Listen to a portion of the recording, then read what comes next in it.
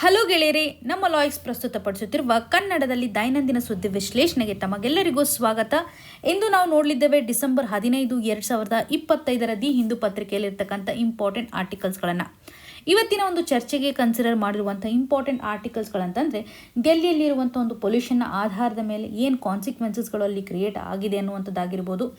ಹಾಗೂ ಮಿನಿಸ್ಟ್ರಿನೂ ಸಹ recently stubble ಬರ್ನಿಂಗ್ಗೆ ಸಂಬಂಧಪಟ್ಟಂತೆ ಕೊಟ್ಟಿರುವಂಥ ರಿಪೋರ್ಟಲ್ಲಿ ಎಷ್ಟರ ಮಟ್ಟಿಗೆ ಸತ್ಯತೆ ಇದೆ, ಏನು ಚೇಂಜಸನ್ನು ಮಾಡ್ಬೋದಾಗಿತ್ತು ಅನ್ನುವಂಥ ಆಸ್ಪೆಕ್ಟ್ ಆಗಿರ್ಬೋದು. ಪರ್ಟಿಕ್ಯುಲರ್ಲಿ ಇಂಡಿಯಾ ಹಾಗೂ ಇಥಿಯೋಪಿಯಾಗೆ ಸಂಬಂಧಿಸಿದಂಥ ಒಂದು ಇಂಟರ್ನ್ಯಾಷನಲ್ ರಿಲೇಷನ್ ಆಧಾರದ ಮೇಲೂ ಸಹ ಒಂದು ಆರ್ಟಿಕಲ್ ಇದೆ. ಹಾಗೂ ಫ್ರೀ ಸ್ಪೀಚ್ ಮತ್ತು ಬ್ಯಾಲೆನ್ಸಿಂಗ್ ಪವರ್ನ ಆಸ್ಪೆಕ್ಟ್ನ ಆಧಾರದ ಮೇಲೂ ಸಹ ಒಂದು ಆರ್ಟಿಕಲನ್ನು ಇವತ್ತು ನಾವು ಚರ್ಚೆ ಮಾಡಲಿದ್ದೇವೆ. ಇವತ್ತಿನ ಒಂದು ಮೊದಲನೇ ಇಶ್ಯೂ ನಡಿನಲ್ಲಿ Delhi chokes on toxic smog, air quality panel flags recurring negligence, high dust levels.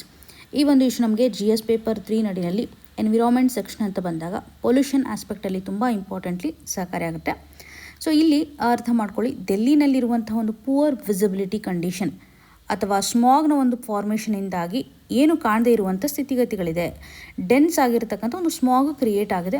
December 14, 15 ಈ ಒಂದು ಡ್ಯೂರೇಷನ್ ಅಡಿಯಲ್ಲಿ ಸಿವಿಯರ್ ಇಂಪ್ಯಾಕ್ಟ್ ಆಗ್ತಾ ಇರೋದನ್ನು ನೋಡ್ತಾ ಇದ್ದೀವಿ. ಈ ಒಂದು ಹಂತದಲ್ಲಿ ಏರ್ ಕ್ವಾಲಿಟಿಗೆ ಸಂಬಂಧಪಟ್ಟಂತೆ commission for air quality and management ಇವಾಗ ಪರ್ಟಿಕ್ಯುಲರ್ಲಿ ಒಂದು ಡೈರೆಕ್ಷನನ್ನು ನೀಡ್ತಾ ಇದೆ. ಡೆಲ್ಲಿ ಡೆವಲಪ್ಮೆಂಟ್ ಅಥಾರಿಟಿ ಸರಿಯಾದಂಥ ಒಂದು ರೆಗ್ಯುಲೇಷನ್ಸನ್ನು ಫಾಲೋ ಮಾಡಿಲ್ಲ, ಏರ್ ಪೊಲ್ಯೂಷನ್ಗೆ ಸಂಬಂಧಪಟ್ಟಂಥ ಕಂಟ್ರೋಲಿಂಗ್ ನಾರ್ಮ್ಸನ್ನು ಇಲ್ಲಿ ತಂದಿಲ್ಲ ಅನ್ನುವಂಥದ್ದಾಗಿ, ಡಸ್ಟ್ಗೆ ಸಂಬಂಧಿಸಿದಂತೆ ಮಿಟಿಗೇಷನ್ ಆಗಿರ್ಬೋದು, ಲ್ಯಾಂಡ್ ಮ್ಯಾನೇಜ್ಮೆಂಟ್ ರಿಲೇಟೆಡ್ ಇರುವಂಥ ಇವರು ಆ್ಯಕ್ಷನನ್ನು ತೆಗೆದುಕೊಂಡಿಲ್ಲ ಅಂತ ಹೇಳ್ತಾ ಇದೆ. ಸೊ ಈ ಒಂದು ಹಂತದಲ್ಲಿ ಈ CAQM ಅಂತ ನಾವೇನು ನೋಡಿದ್ವಿ, commission for air quality management, ಇದರ ಇಂಪಾರ್ಟೆನ್ಸ್ ಏನಿದೆ, ಇದೊಂದು ಸ್ಟ್ಯಾಟ್ಯುಟರಿ ಬಾಡಿ ಆಗಿದೆ ಅನ್ನುವಂಥದ್ದನ್ನು ನೋಡ್ಬೋದು. ಜೊತೆಗೆ ಏರ್ ಕ್ವಾಲಿಟಿ ಮ್ಯಾನೇಜ್ಮೆಂಟ್ ಮಾಡುವಂತಹ ಸಂದರ್ಭದಲ್ಲಿ ನ್ಯಾಷನಲ್ ಕ್ಯಾಪಿಟಲ್ ರೀಜನ್ ನಡಿನಲ್ಲಿ ಹಾಗೂ ಅದರ ಒಂದು ಸುತ್ತಮುತ್ತ ಏರಿಯಾಗಳೇನಿದೆ, ಡೆಲ್ಲಿ ಮತ್ತು ಅದರ ಸುತ್ತಮುತ್ತ ಏರಿಯಾದಲ್ಲಿ ಏರ್ ಕ್ವಾಲಿಟಿ ಮ್ಯಾನೇಜ್ಮೆಂಟ್ ಮಾಡ್ತಕ್ಕಂಥ ಸಂದರ್ಭದಲ್ಲಿ ಎಸ್ಟಾಬ್ಲಿಷ್ಮೆಂಟ್ ಮಾಡಿರುವಂಥ ಈ ಒಂದು ಸ್ಟ್ಯಾಟ್ಯುಟರಿ ಬಾಡಿ. ಸೊ ಇಲ್ಲಿ ಡೆಲ್ಲಿ ಆಗಿರ್ಬೋದು, ಹರಿಯಾಣ ಆಗಿರ್ಬೋದು, ಪಂಜಾಬ್, ರಾಜಸ್ಥಾನ್ ಹಾಗೂ UP ಈ ಎಲ್ಲ ಏರಿಯಾದಲ್ಲೂ ಒಂದು ಸರಿಯಾಗಿ ಏರ್ ಕ್ವಾಲಿಟಿಯನ್ನು ಮೇಂಟೈನ್ ಮಾಡಬೇಕು ಅಂತ, ಜೊತೆಗೆ ಗ್ರೇಡೆಡ್ ರೆಸ್ಪಾನ್ಸ್ ಆ್ಯಕ್ಷನ್ ಪ್ಲಾನನ್ನು ಸಹ ಇಂಪ್ಲಿಮೆಂಟ್ ಮಾಡಬೇಕು ಅನ್ನುವಂಥ ನಿಟ್ಟಿನಲ್ಲಿ ಎನ್ಫೋರ್ಸ್ ಮಾಡಲಿಕ್ಕೆ ಈ ಒಂದು ಸ್ಟ್ಯಾಟ್ಯುಟರಿ ಬಾಡಿ ಪರ್ಟಿಕ್ಯುಲರ್ಲಿ ಒಂದು ಕಾರ್ಯವನ್ನು ನಿರ್ವಹಿಸ್ತಾ ಇದೆ ಅಂತ ಹೇಳ್ಬೋದು. ಸೊ ಇವರು ಒಂದು ಅಕೌಂಟಬಿಲಿಟಿಯನ್ನು ಎನ್ಶೋರ್ ಮಾಡ್ತಾ ಇದ್ದಾರೆ because to control pollution. This is the aspect. Okay, ಇವಾಗ ನೋಡಿ, ಏರ್ ಕ್ವಾಲಿಟಿ ಡಿಟೀರಿಯೇಟ್ ಆಗ್ತಾ ಇದೆ, ಪೊಲ್ಯೂಷನ್ ಕಂಟ್ರೋಲ್ಗೆ ಬರ್ತಾ ಇಲ್ಲ, ಇದಕ್ಕೆ ಕಾರಣಗಳು ಏನಿರ್ಬೋದು? ಸೊ ಇವಾಗ ಪರ್ಟಿಕ್ಯುಲರ್ಲಿ ಈ ಒಂದು ಸ್ಟ್ಯಾಟ್ಯುಟರಿ ಬಾಡಿ ಹೇಳ್ತಾ ಇರೋ ಪ್ರಕಾರ ಏನೇನು ಕಾರಣಗಳಿರಬಹುದು ಅಂತ.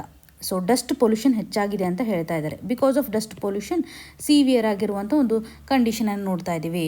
ಈ ಒಂದು ಡಸ್ಟ್ ಪೊಲ್ಯೂಷನ್ಸನ್ನು ಕಂಟ್ರೋಲ್ ಮಾಡೋಕ್ಕಾಗಿಲ್ಲ, ಫೇಲ್ಯೂರ್ ಅಂತಲೇ ಹೇಳ್ತಾ ಇದ್ದಾರೆ. ಸೊ ಇಲ್ಲಿ ಒಂದು ವೆಕೆಂಟ್ ಪ್ಲಾಟ್ಗಳಿರುತ್ತೆ ಅಥವಾ ಕೆಲವೊಂದಿಷ್ಟು ಕನ್ಸ್ಟ್ರಕ್ಷನ್ ಏರಿಯಾಗಳಿರುತ್ತೆ. ಸೊ ಇಲ್ಲಿ ನಾವು ಒಂದು ಡಸ್ಟ್ಗೆ ಸಂಬಂಧಪಟ್ಟಂಥ ರೆಗ್ಯುಲೇಷನನ್ನು ಮಾಡಲಿಕ್ಕೆ ಆಗಿಲ್ಲ, ಸಾಕಷ್ಟು ಸೈಟ್ಸ್ಗಳು ಡೆಮಾಲಿಷ್ ಆಗ್ತಾ ಇರುತ್ತಲ್ಲ, ಆ ಒಂದು ಸಂದರ್ಭದಲ್ಲೂ ಸಹ ಒಂದು ಡಸ್ಟ್ ಪೊಲ್ಯೂಷನ್ ಜಾಸ್ತಿ ಆಗ್ತಾ ಇರೋದನ್ನು ನೋಡ್ತಾ ಇದ್ವಿ. ಹಾಗೂ ಯಾವುದೇ ರೀತಿಯಾಗಿ ಒಂದು ಗ್ರೀನ್ ಆಗಿರ್ಬೋದು ಅಥವಾ ಗ್ರೀನರಿ ಏರಿಯಾ ಅಂತ ಇಲ್ಲಿ ಗಮನ ಹರಿಸ್ಬೋದು, ಗ್ರೀನ್ ಸರ್ಫೇಸ್ನ ಒಂದು ಪ್ರೆಸೆನ್ಸ್ ಜಾಸ್ತಿ ಇಲ್ಲ. ಇದರಿಂದ ಒಂದು ಸ್ಟೆಬಿಲಿಟಿನೂ ಬರ್ತಿತ್ತು, ಬಟ್ ಗ್ರೀನ್ ಸರ್ಫೇಸು ಕಡಿಮೆ ಇರೋದನ್ನು, ಲ್ಯಾಕ್ ಆಫ್ ಗ್ರೀನಿಂಗ್ ಅಥವಾ ಸರ್ಫೇಸ್ ಸ್ಟೆಬಿಲೈಸೇಷನ್ ಅನ್ನುವಂಥದ್ದಾಗಿಯೂ ಸಹ ಡೈರೆಕ್ಷನನ್ನು ಇವರು ನೀಡ್ತಾ ಇದ್ದಾರೆ. ಹಾಗೂ ಆ್ಯಂಟಿ ಸ್ಮಾಗ್ ಮೇಜರ್ಸನ್ನು ಸರಿಯಾಗಿ ತೆಗೆದುಕೊಂಡಿಲ್ಲ ಅಂತ. ಈಗ ಸ್ಮಾಗ್ಸನ್ನು ಕಂಟ್ರೋಲ್ ಮಾಡಬೇಕು ಅಂತಂದರೆ ವಾಟರನ್ನು ಸ್ಪ್ರಿಂಕ್ಲಿಂಗ್ ಮಾಡುವಂಥದ್ದಾಗಲಿ, ಅಥವಾ ಇವಾಗ ಎಕ್ಸ್ಪೋಸ್ಡ್ ಸಾಯಿಲ್ ಇರುತ್ತಲ್ಲ, ಆ ಒಂದು ಸಾಯಿಲನ್ನು ನಾವೇನು ಮಾಡ್ಬೋದು, ಕವರ್ ಮಾಡ್ಬೋದು, ಹಾಗಾಗಿನೂ ಡಸ್ಟನ್ನು ಕಂಟ್ರೋಲ್ ಮಾಡ್ಬೋದು ಅಂತ. ಡಸ್ಟ್ ಸ್ಕ್ರೀನನ್ನು ಇನ್ಸ್ಟಾಲ್ ಮಾಡುವಂಥ ಹಂತದಲ್ಲೂ ಸಹ ನಾವು ಕಂಟ್ರೋಲ್ ಮಾಡ್ಬೋದು. ಸೊ ಇಲ್ಲಿ ಒಂದು ಮೇಜರ್ ಕಾಂಟ್ರಿಬ್ಯೂಟರ್ ಏನಿದೆಯಲ್ಲ, ಡಸ್ಟ್ನಿಂದ ಹೈಯೆಸ್ಟ್ ಕಾಂಟ್ರಿಬ್ಯೂಷನ್ ಆಗ್ತಾ ಇರುವಂಥದ್ದು ಪರ್ಟಿಕ್ಯುಲೇಟ್ ಮ್ಯಾಟರ್ 10 ಆಗಿರ್ಬೋದು, ಪರ್ಟಿಕ್ಯುಲೇಟ್ ಮ್ಯಾಟರ್ 2.5. ಸೊ ಇದರಿಂದ ಏರ್ ಕ್ವಾಲಿಟಿ ತುಂಬ ಡಿಟೀರಿಯೇಟ್ ಆಗ್ತಾ ಇರುವಂಥ ಒಂದು ಸ್ಥಿತಿಗತಿಯನ್ನು ನಾವು ಡೆಲ್ಲಿನಲ್ಲಿ ನೋಡ್ತಾ ಇದ್ದೀವಿ. ಸೊ ಈ ಒಂದು ಪರ್ಟಿಕ್ಯುಲೇಟ್ ಮ್ಯಾಟರ್ ಏನು ಮಾಡ್ತವೆ ಅಂತಂದರೆ ಮಾಯ್ಶ್ಚರನ್ನು ಟ್ರ್ಯಾಪ್ ಮಾಡುತ್ತೆ. ಮಾಯ್ಶ್ಚರನ್ನ ಟ್ರ್ಯಾಪ್ ಮಾಡೋದ್ರಿಂದ ಈ ಒಂದು ವಿಸಿಬಿಲಿಟಿ ಏನಿದೆಯಲ್ಲ ತುಂಬ ಕಡಿಮೆ ಆಗ್ತಾ ಇರೋದನ್ನು ನೋಡ್ತಾ ಇದ್ದೀವಿ. ಜೊತೆಗೆ ವಿಂಡ್ನ ಒಂದು ಸ್ಪೀಡ್ ಏನಿರುತ್ತಲ್ಲ ಅದೂ ಸಹ ತುಂಬ ಕಡಿಮೆ ಇರೋದಾಗಿ ನೋಡ್ತಾ ಇದ್ದೀವಿ. Wind speed is also very low. Temperature inversion is also happening here. So ಇವೆಲ್ಲವೂ ಸಹ ಅನ್ಫೇವರಬಲ್ ಕಂಡೀಷನ್ ಅಂತಲೇ ಹೇಳ್ಬೋದು. ಮತ್ತು ಲೋಕಲ್ ಸೋರ್ಸಸ್ ಏನಿದೆಯಲ್ಲ, ಇವಾಗ ರೋಡಲ್ಲಿ ಆಗ್ತಾ ಇರುವಂಥ ಒಂದು ಡಸ್ಟ್ ಆಗಿರ್ಬೋದು, ಕನ್ಸ್ಟ್ರಕ್ಷನ್ ಆ್ಯಕ್ಟಿವಿಟೀಸ್ಗಳು, ವೆಹಿಕಲ್ ಎಮಿಷನ್ಸ್, ಇವೆಲ್ಲವೂ ಸಹ ಕಾಂಟ್ರಿಬ್ಯೂಷನನ್ನು ಮಾಡ್ತಾ ಇದೆ. Seasonal factor is also one of the biggest contributor to the pollution. So ಇವಾಗ ಸೀಸನ್ ಅಂದಾಗ ಫೆಸ್ಟಿವಲ್ ಸೀಸನ್ಸ್ ನೋಡ್ತೇವೆ, ಅಗೇನ್ ಇವಾಗ ರಾಬಿ ಬೆಳೆಯನ್ನು ಬೆಳೀತಕ್ಕಂಥ ಸಂದರ್ಭದಲ್ಲಿ ಸ್ಟಬಲ್ ಬರ್ನಿಂಗ್ ಆಗುತ್ತಲ್ಲ ನಿಯರೆಸ್ಟ್ ಏರಿಯಾದಲ್ಲಿ, ಇವೆಲ್ಲವೂ ಸಹ ಮೇಜರ್ ಕಾಂಟ್ರಿಬ್ಯೂಟರ್ಸ್ ಅಂತಲೇ ಗಮನ ಹರಿಸ್ಬೋದು. ಸೊ ಇಮಿಡಿಯೇಟಾಗಿ ಇದರಿಂದ ಏನು ಇಂಪ್ಯಾಕ್ಟ್ ಆಗುತ್ತೆ, ಡೆಫಿನೆಟ್ಲಿ ಒಂದು ಹೆಲ್ತ್ ಮೇಲೆ ಸಾಕಷ್ಟು ಇಂಪ್ಯಾಕ್ಟನ್ನು ಕ್ರಿಯೇಟ್ ಮಾಡುತ್ತೆ. ನೀವು ಇಲ್ಲಿ ನೋಡಿ ವಿಸಿಬಿಲಿಟಿ ಕಡಿಮೆ ಇದೆ ಅಂತಂದರೆ ಸಾಕಷ್ಟು ಆಕ್ಸಿಡೆಂಟ್ಗಳಾಗ್ಬೋದು, ಐ ಇರಿಟೇಷನ್ ಆಗಿರ್ಬೋದು, ಅಸ್ತಮಾ ಅಟ್ಯಾಕ್ ಆಗುತ್ತೆ, ರೋಡ್ ಆಕ್ಸಿಡೆಂಟ್ಸ್ಗಳು ಆಟೋಮೆಟಿಕ್ಲಿ ಜಾಸ್ತಿ ಆಗ್ತವೆ, ಮೊದಲಾಗೋಕ್ಕಿಂತ ಜಾಸ್ತಿ ಆಗ್ತವೆ ಅಂತ ಲಾಂಗ್ ಟರ್ಮಲ್ಲಿ ಸಹ ರೆಸ್ಪಿರೇಟರಿ ಡಿಸೀಸಸ್ಗಳನ್ನು ಸಹ ಇದು ತಂದು ಕೊಡುತ್ತೆ ಅಂತ ಹೇಳ್ಬೋದು. ಲೈಫ್ ಎಕ್ಸ್ಪೆಕ್ಟೆನ್ಸಿ ಕಡಿಮೆ ಆಗ್ತಾ ಬರೋದನ್ನು ನಾವು ನೋಡ್ಬೋದು. ಸೊ ಇಲ್ಲಿ ಒಂದು governance is very very important aspect and accountability also very very important. So multiple ಏಜೆನ್ಸೀಸ್ಗಳು ಇನ್ವಾಲ್ವ್ ಆಗೋದ್ರ ಮುಖಾಂತರ ಅರ್ಬನ್ ಏರಿಯಾದಲ್ಲಿ ಒಂದು ಗವರ್ನೆನ್ಸನ್ನು ಎನ್ಹಾನ್ಸ್ ಮಾಡಬೇಕು. ಪರ್ಟಿಕ್ಯುಲರ್ಲಿ ಇಲ್ಲಿರುವಂಥ ಒಂದು ಇಶ್ಯೂ ಏನಂತಂದರೆ ಪೊಲ್ಯೂಷನ್.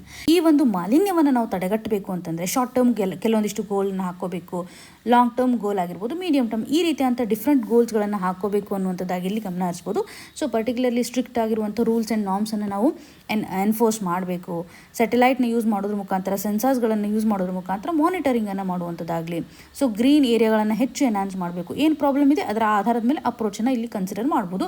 ಒಂದು ಕ್ಲೀನ್ ಮೊಬಿಲಿಟಿಯನ್ನು ಎನ್ಹಾನ್ಸ್ ಮಾಡಬೇಕಾಗುತ್ತೆ ಅಂತ. ಲಾಂಗ್ ಟರ್ಮಲ್ಲೂ ಸಹ ನಾವು ಪಬ್ಲಿಕ್ಕಲ್ಲಿ ಒಂದು ಅವೇರ್ನೆಸ್ಸನ್ನು ತರೋದ್ರ ಮುಖಾಂತರ, ಬಿಹೇವಿಯರಲ್ ಚೇಂಜಸನ್ನು ತರೋದ್ರ ಮುಖಾಂತರ, ಪಬ್ಲಿಕ್ಕು ಸಹ ಇವತ್ತು ಪಾರ್ಟಿಸಿಪೇಷನನ್ನು ಮಾಡ್ತಾ ಇದ್ದಾರೆ ಅಂತಂದರೆ ಆಟೋಮೆಟಿಕ್ಲಿ ನಾವು ಪೊಲ್ಯೂಷನನ್ನು ಕಂಟ್ರೋಲ್ ಮಾಡ್ಬೋದು. ಸೊ ಯಾವ ರೀತಿಯಾಗಿ ಗವರ್ನೆನ್ಸನ್ನು ನಾವು ಇಲ್ಲಿ ನೋಡಬೇಕಾಗುತ್ತೆ, ಟೆಕ್ನಾಲಜಿಯನ್ನು ಬಳಕೆ ಮಾಡ್ಕೋಬೇಕಾಗುತ್ತೆ, ಹಾಗೂ ಬಿಹೇವಿಯರಲ್ ಚೇಂಜಸನ್ನು ಸಹ ತರಬೇಕಾಗುತ್ತೆ ಅನ್ನುವಂಥ ಆಸ್ಪೆಕ್ಟನ್ನು ನಾವಿಲ್ಲಿ ಗಮನ ಹರಿಸ್ಬೋದು. ಪರ್ಟಿಕ್ಯುಲರ್ಲಿ ಏರ್ ಪೊಲ್ಯೂಷನ್ ಇವಾಗ ಹೆಚ್ಚಾಗಿದೆ, ಸೀಸನಲ್ ವೈಸ್ ಆಗಿರ್ಬೋದು, ರೀಜ್ನಲ್ ವೈಸ್ ಆಗಿರ್ಬೋದು. ಸೊ ಇಲ್ಲಿ ಗವರ್ನೆನ್ಸ್ನ ಒಂದು ಫೇಲ್ಯೂರ್ ಆಗ್ತಾ ಇದೆ ಅನ್ನುವಂಥ ಒಂದು ಆಸ್ಪೆಕ್ಟನ್ನು ನಾವಿಲ್ಲಿ ಗಮನ ಹರಿಸಬೇಕು. ಇದಕ್ಕೆ ಬೆಸ್ಟ್ ಸೊಲ್ಯೂಷನ್ ಸಸ್ಟೈನಬಲ್ ಆಗಿ ನಾವು ಯಾವ ರೀತಿಯಾಗಿ ಇಂಪ್ರೂವ್ಮೆಂಟನ್ನು ಮಾಡಬೇಕು, ರೂಲ್ಸನ್ನು ಫಾಲೋ ಮಾಡೋದು, ಅಕೌಂಟಬಿಲಿಟಿ, ಸೈಂಟಿಫಿಕ್ ಪ್ಲಾನಿಂಗ್, ಈ ರೀತಿಯಾದಂಥ ಒಂದು ಆಸ್ಪೆಕ್ಟನ್ನು ನಾವಿಲ್ಲಿ ಕನೆಕ್ಟ್ ಮಾಡ್ಕೋಬೋದು. ಇನ್ನು ಮುಂದಿನದಾಗಿ courts must protect not regulate free speech. ಈ ಒಂದು ಇಶ್ಯೂ ನಮಗೆ GS ಪೇಪರ್ 2 ನಡಿನಲ್ಲಿ ಪಾಲಿಟಿ ಆ್ಯಂಡ್ ಗವರ್ನೆನ್ಸ್ ಆಸ್ಪೆಕ್ಟಲ್ಲಿ ಬಹುಮುಖ್ಯವಾಗಿ ಸಹಕಾರಿ ಆಗುತ್ತೆ ಅಂತಲೇ ಹೇಳ್ಬೋದು. ಸೊ ಇಲ್ಲಿರುವಂಥ ಒಂದು ಸೆಂಟ್ರಲ್ ಐಡಿಯಾ ಏನಿದೆ ಅಂದರೆ, ಸುಪ್ರೀಂ ಕೋರ್ಟ್ ಇವಾಗ ರೈಟ್ಸ್ ಬೇಸ್ಡ್ ಆಸ್ಪೆಕ್ಟ್ ಅಂತ ಬಂದಾಗ ಫ್ರೀ ಸ್ಪೀಚ್ ಏನಿದೆಯಲ್ಲ ಇದಕ್ಕೆ ಸಂಬಂಧಿಸಿದಂತೆ ಒಂದು ಪ್ರೊಟೆಕ್ಷನ್ ಆಗಬೇಕು, ಹೊರತಾಗಿ ಯಾವುದೇ ರೀತಿಯಾಗಿ ರೆಗ್ಯುಲೇಷನ್ ಆಗಬಾರ್ದು ಅನ್ನುವಂಥ ಒಂದು ಡೈರೆಕ್ಷನನ್ನು ಲಾ ಮೇಕರ್ಸ್ನ ಒಂದು ಆಸ್ಪೆಕ್ಟ್ನ ಆಧಾರದ ಮೇಲೆ ಹೇಳ್ತಾ ಇದೆ. ರೀಸೆಂಟಾಗಿ ಸುಪ್ರೀಂ ಕೋರ್ಟ್ನ ಒಂದು ಮೆಟ್ಟಿಲಿಗೆ ಸಾಕಷ್ಟು ಕೇಸಸ್ಗಳು ಸ್ಪೀಚ್ ವೈಲೇಷನ್ ಮಾಡುವಂಥ ಹಂತದಲ್ಲಿ ಹೋಗಿದ್ದಾವೆ. ಎಕ್ಸಾಂಪಲ್ ಇವಾಗ Ranveer Allahbadia versus union of India ಕೇಸನ್ನು ಗಮನಿಸ್ಬೋದು. ಸಾಕಷ್ಟು ಪೊಟೆನ್ಷಿಯಲ್ ರಿಸ್ಕನ್ನು ಇದು ಸ್ಪೀಚ್ ರಿಲೇಟೆಡ್ ಇರುವಂತೆ ಕ್ರಿಯೇಟ್ ಮಾಡಿದೆ ಅಂತಲೇ ಹೇಳ್ಬೋದು. ಸೊ ಈ ಒಂದು ಹಂತದಲ್ಲಿ ಸಂವಿಧಾನಾತ್ಮಕವಾಗಿರ್ತಕ್ಕಂಥ ರೆಗ್ಯುಲೇಷನ್ಸ್ಗಳು, ಎಕ್ಸಿಸ್ಟಿಂಗ್ ಲಾ ಯಾವ ರೀತಿಯಾಗಿದೆ, ಬಟ್ ನಾವು ಯಾವ ರೀತಿಯಾಗಿ ಈ ಒಂದು ಫ್ರೀ ಸ್ಪೀಚನ್ನು ಕರ್ಟೇಲ್ ಮಾಡ್ತಾ ಇದ್ದೀವಿ, there has to be some reasons ಅಲ್ವಾ. ಸೊ ಇವಾಗ ನೋಡಿ ಅರ್ಥ ಮಾಡ್ಕೊಳ್ಳಿ, ಫ್ರೀ ಸ್ಪೀಚ್ಗೆ ಸಂಬಂಧಪಟ್ಟಂಥ framework. Again article 19 is very very important. 19 article ನಡಿಯಲ್ಲಿ ಸಬ್ ಕ್ಲಾಸಸ್ಗಳಿದ್ದಾವೆ. Sub clause 1 sub clause A ನಮಗೆ ಹೇಳುತ್ತೆ ಇಲ್ಲಿ ಒಂದು ಫ್ರೀಡಮನ್ನು ಕೊಡ್ತಾ ಇದೆ. ಯಾತಕ್ಕೋಸ್ಕರ ಫ್ರೀಡಮನ್ನು ಕೊಡ್ತಾ ಇದೆ? ಸ್ಪೀಚ್ ಆಗಿರ್ಬೋದು, ಎಕ್ಸ್ಪ್ರೆಷನ್ ಮಾಡಲಿಕ್ಕೆ, ನಿಮ್ಗೆ ಏನು ಅನಿಸುತ್ತೆ ಅದನ್ನು ಎಕ್ಸ್ಪ್ರೆಷನ್ ಮಾಡಲಿಕ್ಕೆ ನಿಮಗೆ ಒಂದು ರೈಟ್ಸನ್ನು ಕೊಡುತ್ತೆ. ಇದು ಮೂಲಭೂತ ಹಕ್ಕಾಗಿದೆ ಅಂತ ಹೇಳ್ಬೋದು. ಸೊ ಈ ಒಂದು ಮೂಲಭೂತ ಹಕ್ಕು ಆಬ್ಸಲ್ಯೂಟ್ ಇದನ್ನು ಇಲ್ಲ, ಇದು ರಿಸ್ಟ್ರಿಕ್ಷನ್ಗೆ ಒಳಪಡುತ್ತೆ. ಇದರ ಮೇಲೆ ರಿಸ್ಟ್ರಿಕ್ಷನ್ಸನ್ನು ಹಾಕ್ಬೋದು, but the restriction has to be reasonable. ಕೆಲವೊಂದಿಷ್ಟು ಸಿಚುವೇಶನ್ ಆಧಾರದ ಮೇಲೆ ನಾವು ರಿಸ್ಟ್ರಿಕ್ಷನ್ಸನ್ನು ಹಾಕಲಿಕ್ಕೆ ಸಾಧ್ಯತೆ ಇದೆ, ಬಟ್ ಅದಕ್ಕೆ ಸ್ಪೆಸಿಫೈಡ್ ಆಗಿರುವಂಥ ಒಂದು ಗ್ರೌಂಡ್ಸ್ ಇರಬೇಕು. ಇದನ್ನು ಹೇಳಲಿಕ್ಕೆ ಆರ್ಟಿಕಲ್ 19 ಸಬ್ ಕ್ಲಾಸ್ 2ನಲ್ಲಿ ನಾವು ಗ್ರೌಂಡ್ಸನ್ನು ಕಾಣಬಹುದು. ಮೊದಲೇದಾಗಿ ಸೆಕ್ಯೂರಿಟಿಯ ಆಧಾರದ ಮೇಲೆ ಒಂದು ಸ್ಟೇಟ್ಗೆ ಸಂಬಂಧಪಟ್ಟಂತಹ ಸೆಕ್ಯೂರಿಟಿ ಕ್ವಶನ್ ಬಂದಿದೆ, ಭದ್ರತೆಗೆ ಕ್ವಶನ್ ಬಂದಿದೆ ಅಂತಂದರೆ ರಿಸ್ಟ್ರಿಕ್ಷನ್ಸನ್ನು ಹಾಕ್ಬೋದು.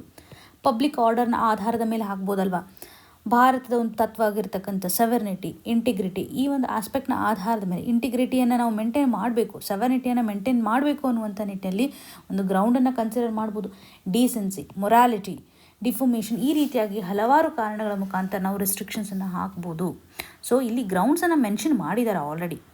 ಈ ಒಂದು ಹಂತದಲ್ಲಿ ಆಲ್ರೆಡಿ ಎಕ್ಸಿಸ್ಟಿಂಗ್ ಫ್ರೇಮ್ವರ್ಕ್ಗಳು ಇರುವಂಥದ್ದಾದರೆ ಸಫಿಷಿಯೆಂಟ್ ಲಾಸ್ಗಳಿದ್ದಾವೆ. ರೆಸ್ಟ್ರಿಕ್ಷನ್ಸನ್ನು ಹಾಕುವಂಥ ಸಂದರ್ಭದಲ್ಲಿ ಕೆಲವೊಂದಿಷ್ಟು ಲಾಸ್ಗಳಂತಲೇ ಆಥರ್ ಅವರು ಹೇಳೋ ಪ್ರಕಾರ, ಫಾರ್ ಎಕ್ಸಾಂಪಲ್ IT ಆ್ಯಕ್ಟ್ಗೆ ಸಂಬಂಧಪಟ್ಟಂತೆ IT ಆ್ಯಕ್ಟ್ 2000 ನಡಿನಲ್ಲಿರ್ತಕ್ಕಂಥ ಒಂದು ಗ್ರೌಂಡ್ಸ್.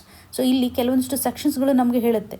ಸೊ ಯಾವ ರೀತಿಯಾಗಿ ಪ್ರೈವೇಸಿ ವೈಲೇಷನ್ ಆಗಬಾರ್ದು, ಪ್ರೈವೇಸಿ ವೈಲೇಷನ್ಗೆ ಸಂಬಂಧಿಸಿದಂತೆ ಸೈಬರ್ ಕ್ರೈಮ್ ಆ್ಯಕ್ಟಿವಿಟೀಸ್ಗಳಾಗಿರ್ಬೋದು, ಪ್ರೈವೇಸಿ ವೈಲೇಷನ್ಸ್ಗೆ ಸಂಬಂಧಿಸಿದಂಥ ಮೆನ್ಷನ್ ಮಾಡಿರೋ ಪ್ರಕಾರ ಸೆಕ್ಷನ್ 66 ಆಗಿರ್ಬೋದು, 66E ಆಗಿರ್ಬೋದು, 67 ಈ ರೀತಿಯಾದಂಥ ಸೆಕ್ಷನ್ಸ್ಗಳನ್ನು ನಾವು IT ನಡಿನಲ್ಲಿ ಆಲ್ರೆಡಿ ನೋಡ್ತಾ ಇದ್ದೀವಿ. ಪ್ರೈವೇಸಿ ವೈಲೇಷನ್ಗೆ ಸಂಬಂಧಪಟ್ಟಂತೆ ಆ್ಯಕ್ಟ್ಗಳನ್ನು ನಾವಿಲ್ಲಿ ಗಮನ ಹರಿಸ್ತಾ ಇದ್ದೀವಿ.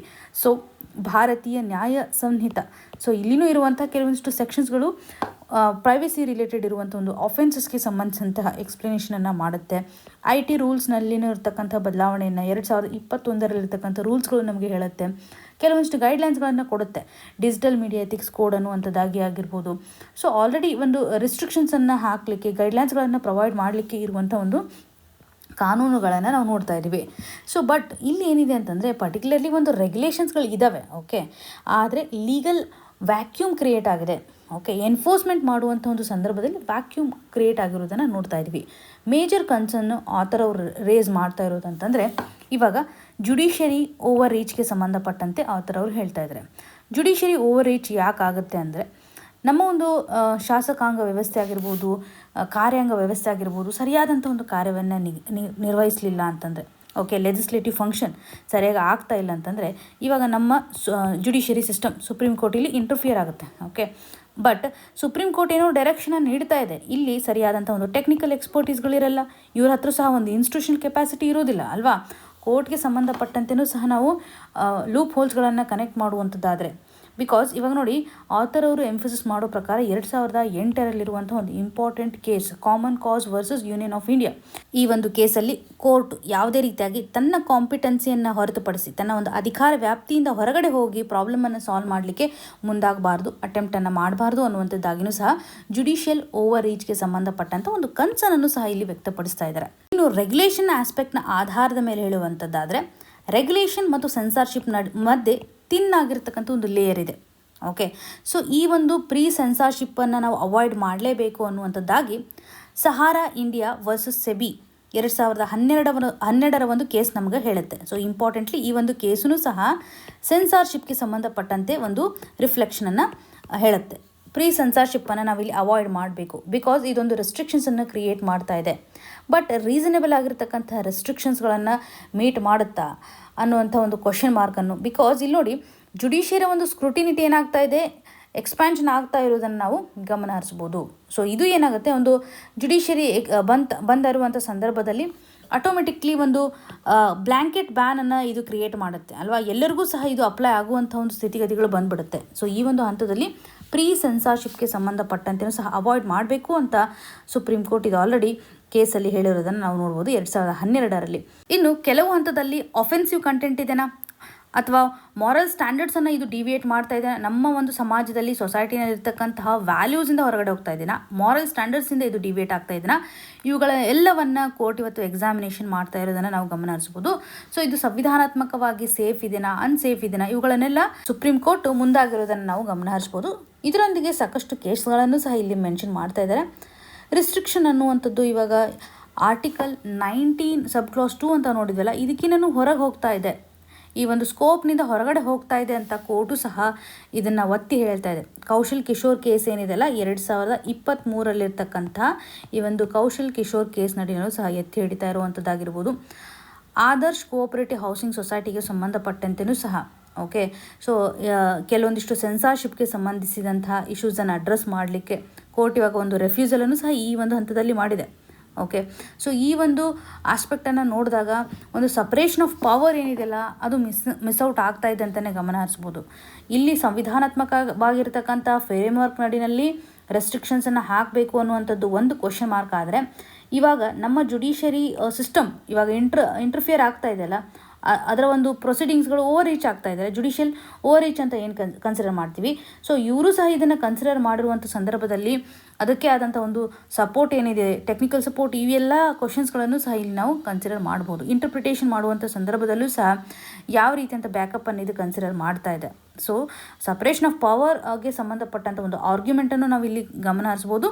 ಜೊತೆಗೆ ರೈಟ್ಸ್ ರಿಲೇಟೆಡ್ ಇರುವಂಥ ಒಂದು ವಯಲೇಷನ್ ಆಗ್ತಾ ಇದೆ ಅಂತಲೂ ಸಹ ಕನ್ಸಿಡರ್ ಮಾಡ್ಬೋದು. ಸೊ ಲೆಜಿಸ್ಲೇಟಿವ್ ಪವರ್ ಏನಿದೆಯಲ್ಲ ಲಾಗಳನ್ನು ಮಾಡುತ್ತೆ, ಎಕ್ಸಿಕ್ಯೂಟಿವ್ ಪವರ್ ಏನಿದೆಯಲ್ಲ ಇವತ್ತು ಲಾಗಳನ್ನು ಇಂಪ್ಲಿಮೆಂಟ್ ಮಾಡುತ್ತೆ, ಜುಡಿಷಿಯರಿ ಇಂಟರ್ಪ್ರಿಟ್ ಮಾಡೋದನ್ನು ನಾವು ಗಮನ ಹರಿಸ್ತಾ ಇದ್ದೇವೆ. ಸೊ ಈ ಒಂದು ಆರ್ಟಿಕಲ್ ನಡಿನಲ್ಲಿ ಪವರ್ ಬ್ಯಾಲೆನ್ಸಿಂಗ್ಗೆ ಸಂಬಂಧಪಟ್ಟಂತಹ ಫೋಕಸನ್ನು ಇಲ್ಲಿ ಕಾಣ್ಬೋದು. ಜೊತೆಗೆ ರೈಟ್ಸ್ ರಿಲೇಟೆಡ್ ಇರುವಂಥ ವಯಲೇಷನ್ ಆಗಿದೆ, ಪ್ರೊಟೆಕ್ಷನ್ ಮಾಡೋದು ತುಂಬ ಇಂಪಾರ್ಟೆಂಟು ಅನ್ನುವಂಥ ಒಂದು ಡೈಮೆನ್ಷನನ್ನು ಇಲ್ಲಿ ಕವರ್ ಮಾಡ್ತಾ ಇದ್ದಾರೆ. ಎಕ್ಸಾಮಿನೇಷನ್ ಪರ್ಸ್ಪೆಕ್ಟಿವಲ್ಲಿ ಜನರಲಿ ಆರ್ಟಿಕಲ್ 19 ಸಬ್ ಕ್ಲಾಸ್ 2ಗೆ ಸಂಬಂಧಿಸಿದಂತೆ ಕೇಳ್ಬೋದು. ಮೇನ್ಸಲ್ಲಿಯೂ ಸಹ ತುಂಬ ಇಂಪಾರ್ಟೆಂಟ್ ಆಗುತ್ತೆ. ಸೊ ಸ್ಪೀಚ್ ರಿಲೇಟೆಡ್ ಇರುವಂಥ ಒಂದು ರೆಗ್ಯುಲೇಷನ್ ಯಾವ ರೀತಿಯಾಗಿ ರಿಸ್ಕನ್ನು ಇದು ಕ್ರಿಯೇಟ್ ಮಾಡ್ತಾ ಇದೆ ಅನ್ನುವಂಥ ಒಂದು ಡೈಮೆನ್ಷನ್ಗಳನ್ನು ನಾವು ಕನೆಕ್ಟ್ ಮಾಡ್ಬೋದು. ಮುಂದಿನ ಆರ್ಟಿಕಲ್ಗೆ ಶಿಫ್ಟ್ ಆಗೋದಾದರೆ the right moment to boost India and Ethiopia ties. So ಈ ಒಂದು ಇಶ್ಯೂ ನಮಗೆ ಇಂಟರ್ನ್ಯಾಷನಲ್ ರಿಲೇಷನಲ್ಲಿ ಇಂಡಿಯಾ ಮತ್ತು ಇಥಿಯೋಪಿಯಾದ ಒಂದು ರಿಲೇಷನ್ಶಿಪ್ಗೆ ಸಂಬಂಧಪಟ್ಟಂತೆ ಬಯಲ್ಯಾಟ್ರಲ್ ಕೋಆಪರೇಷನ್ ಆಧಾರದ ಮೇಲೆ ಕನೆಕ್ಟ್ ಮಾಡ್ಬೋದು. ಸೊ ಈ ಒಂದು ಆರ್ಟಿಕಲ್ ನಡಿನಲ್ಲಿ ಇಂಡಿಯಾ ಮತ್ತು ಇಥಿಯೋಪಿಯಾ ರಿಲೇಷನ್ ಹೇಗೆ ಒಂದು ಸ್ಟ್ರಾಟಜಿಕ್ ಇನ್ಫ್ಲೆಕ್ಷನನ್ನು ಕ್ರಿಯೇಟ್ ಮಾಡ್ತಾ ಇದೆ, ಎರಡೂ ಕಂಟ್ರಿಗಳ ಮಧ್ಯೆ ಯಾವ ರೀತಿಯಂಥ ಕೋಆಪರೇಷನ್, ಸೊ ಭಾರತಕ್ಕೆ ಏನು ಹೆಲ್ಪ್ ಆಗುತ್ತೆ ಈ ಒಂದು ಕಂಟ್ರಿಯಿಂದ, ಎಕನಾಮಿಕ್ ರಿಲೇಷನ್ಶಿಪ್ ಆಗಿರ್ಬೋದು, ಸ್ಟ್ರಾಟಜಿಕಲಿ ಯಾವ ರೀತಿಯಾಗಿ ಬೆನಿಫಿಟನ್ನು ತರುತ್ತೆ ಅನ್ನುವಂಥ ಆ್ಯಂಗಲನ್ನು ನಾವಿಲ್ಲಿ ಕವರ್ ಮಾಡಬೇಕಾಗುತ್ತೆ. ಮೊದಲ ಹಂತದಲ್ಲಿ ಎಲ್ಲಿ ಕಂಡು ಬರುತ್ತೆ ಇಥಿಯೋಪಿಯಾ ಅಂತ ನೋಡಿದಾಗ ಈ ಒಂದು ಮ್ಯಾಪನ್ನು ಅಬ್ಸರ್ವ್ ಮಾಡಿದ್ದೆ ಆದರೆ ನಿಮಗೆ ಇಲ್ಲಿ ಗೊತ್ತಾಗುತ್ತೆ ಇಥಿಯೋಪಿಯಾನ ಸುತ್ತುವರೆದಿರ್ತಕ್ಕಂತಹ ಕಂಟ್ರೀಸ್ಗಳು ನೋಡಿ.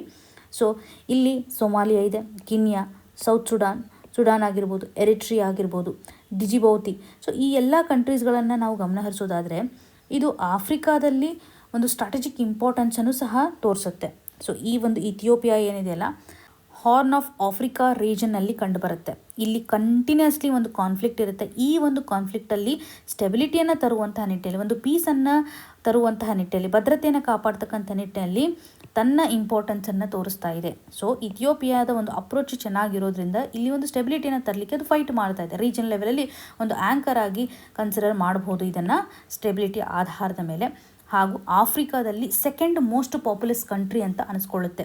ನಿಯರ್ಲಿ 109 ಮಿಲಿಯನ್ ಅಷ್ಟು ಜನ ಇರುವುದನ್ನು ನಾವು ನೋಡ್ತಾ ಇದ್ದೀವಿ. ಇದು ಭಾರತಕ್ಕೂ ಸಹ ಸಹಕಾರಿ ಆಗುತ್ತೆ. Because when it comes to the trade partnership ಅಲ್ಲ, ನಮಗೂ ಸಹ ಒಂದು ಕನ್ಸ್ಯೂಮರ್ ಮಾರ್ಕೆಟ್ ಬೇಕಾಗುತ್ತೆ, ಇನ್ವೆಸ್ಟ್ಮೆಂಟ್ ಮಾಡಲಿಕ್ಕೂ ಸಹ ಕೆಲವೊಂದಿಷ್ಟು ಸಪೋರ್ಟ್ ಬೇಕಾಗುತ್ತೆ, ಅಥವಾ ಕೆಲವೊಂದಿಷ್ಟು ಮಿನರಲ್ಸ್ಗಳ ಅವೈಲಬಿಲಿಟಿ ಆಫ್ರಿಕಾ ರೀಜನ್ಸಲ್ಲಿ ಇರೋದ್ರಿಂದ ನಮಗೂ ಸಹ ಸಪೋರ್ಟ್ ಸಿಗುತ್ತೆ. ಸೊ ಜನರಲ್ ಒಂದು ಐಡಿಯಾನ ಆಧಾರದ ಮೇಲೆ ಇದರ ಒಂದು ಇಂಪಾರ್ಟೆನ್ಸ್ ಅಂತ ನೋಡಿದ್ವಿ.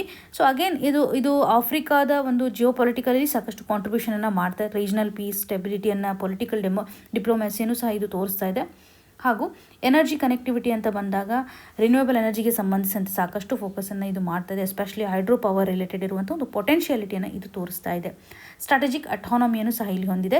ಸೊ ನಿಮಗೆಲ್ಲ ಗೊತ್ತಾಯಿತು ಇವಾಗ ಲ್ಯಾಂಡ್ ಲಾಕ್ಡ್ ಕಂಟ್ರಿ ಇರೋದ್ರಿಂದ ಸೊ ಪರ್ಟಿಕ್ಯುಲರ್ಲಿ ಯಾವ್ಯಾವ ಒಂದು ರಾಷ್ಟ್ರಗಳಿಂದ ಸುತ್ತುವರೆದಿದೆ. ಇದು ಇಂಪಾರ್ಟೆಂಟ್ ಬಿಕಾಸ್ ಹಾರ್ನ್ ಆಫ್ ಆಫ್ರಿಕಾಗೆ ಸಂಬಂಧಪಟ್ಟಂತೆ ನಿಮಗೆ ಕ್ವಶನ್ಸನ್ನು ಸಾಕಷ್ಟು ಸರ್ತಿ ಕೇಳಿರ್ತಾರೆ.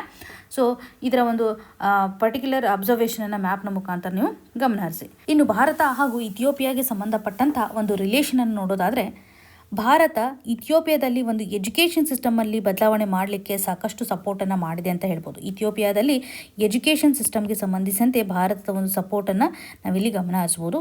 ಹಾಗೂ ಭಾರತದ ಒಂದು ಇನ್ನೊಂದು ಸಪೋರ್ಟ್ ಅಂತಂದರೆ ಕೆಪಾಸಿಟಿ ಬಿಲ್ಡಿಂಗ್ಗೆ ಸಂಬಂಧಿಸಿದಂತೆ ಅಥವಾ ಹ್ಯೂಮನ್ ರಿಸೋರ್ಸ್ ಡೆವಲಪ್ಮೆಂಟ್ ರಿಲೇಟೆಡ್ ಇರುವಂಥ ಆಸ್ಪೆಕ್ಟನ್ನು ಇಲ್ಲಿ ಎನ್ಹಾನ್ಸ್ ಮಾಡಲಿಕ್ಕೆ ಮುಂದಾಗಿರುವಂಥದ್ದು. ಸೊ ಅಲ್ಲಿ ಬೇಕಾಗಿರುವಂಥ ಒಂದು ಕೆಪಾಸಿಟಿ ಬಿಲ್ಡಿಂಗ್ನ ಆಧಾರದ ಮೇಲೆ ಒಂದು ರೀಜನಲ್ ವೈಸ್ ಏನು ತೊಂದರೆಗಳಿದೆ ಅದರ ಆಧಾರದ ಮೇಲೆ ಫೋಕಸ್ ಮಾಡಿರುವಂಥದ್ದಾಗಿ ಭಾರತ ಒಂದು ತನ್ನ ಹ್ಯಾಂಡನ್ನು ಎಕ್ಸ್ಟೆಂಡ್ ಮಾಡಿದೆ ಅಂತಲೇ ಹೇಳ್ಬೋದು. ಈವನ್ ಇಥಿಯೋಪಿಯಾನೂ ಸಹ ಪ್ಯಾನ್ ಆಫ್ರಿಕನ್ ಲೆವೆಲಲ್ಲಿ ಈ ನೆಟ್ವರ್ಕನ್ನು ತಂದಿರೋದಾಗಿ ನಾವು ನೋಡ್ಬೋದು. ಸೊ ಇದರಿಂದ ಅವರ ಇಂಪಾರ್ಟೆನ್ಸ್ ಅಥವಾ ಟೆಕ್ನಾಲಜಿಗೆ ಎಷ್ಟು ಮಟ್ಟಿಗೆ ಒತ್ತು ಕೊಡ್ತಾ ಇದ್ದಾರೆ ಅಂತ ನಾವು ಗಮನ ಹರಿಸ್ಬೋದಾಗಿದೆ. ಈವನ್ ಆಫ್ರಿಕನ್ ಸ್ಟೂಡೆಂಟ್ಸ್ ಭಾರತದಲ್ಲಿರುವಂತಹ ಸಂದರ್ಭದಲ್ಲಿ ಇಥಿಯೋಪಿಯನ್ನಿಂದ ಬಂದಿರತಕ್ಕಂಥ ಸ್ಟೂಡೆಂಟ್ಸ್ ಹೆಚ್ಚಿರೋದಾಗಿ ನೋಡ್ತಾ ಇದ್ದೀವಿ.